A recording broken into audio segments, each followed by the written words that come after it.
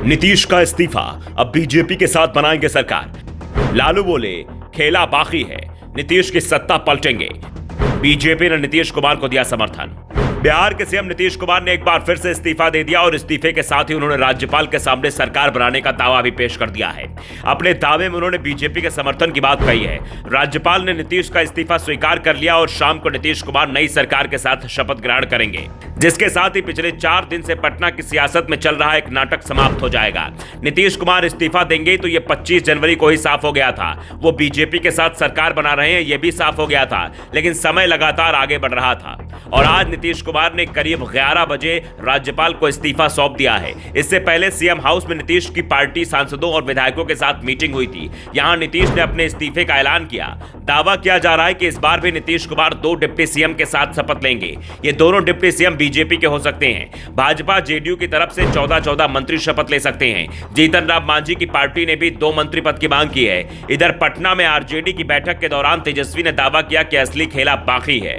नीतीश हमारे आदरणीय थे और रहेंगे। इस बीच कहा जा रहा है कि लालू यादव सक्रिय हो गए हैं और वो जेडीयू, बीजेपी और हम में तोड़फोड़ का प्लान बना रहे हैं और लालू के प्लान को फेल करने के लिए बीजेपी से अमित शाह और पार्टी अध्यक्ष जेपी नड्डा ने भी रणनीति बनानी शुरू कर दी है।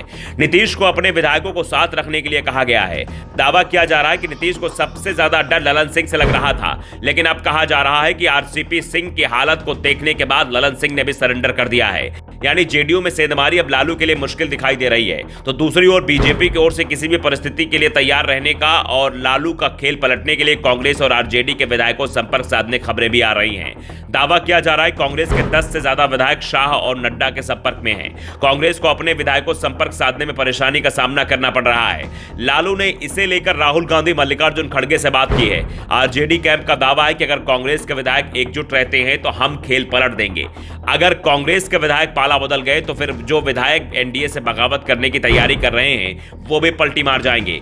यानी नीतीश कुमार की सरकार किसी भी तरह की कोई मुश्किल नहीं आएगी। दरअसल दावा किया जा रहा है कि जब नीतीश कुमार ने पलटी मारने का प्लान बनाया तो उन्होंने भी इसी बात की चिंता जताई थी कि बीजेपी और जेडीयू की सीटों की संख्या 123 होती है। अगर इसमें से 2 विधायक भी चले जाते हैं तो 121 रह जाएगी, जबकि बिहार विधानसभा में बहुमत का आंकड़ा 122 का है और इसी के चलते नीतीश कुमार परेशानी में दिखाई दे रहे थे। और इसके बाद बीजेपी ने कांग्रेस में सेंधमारी की कोशिश तेज कर दी।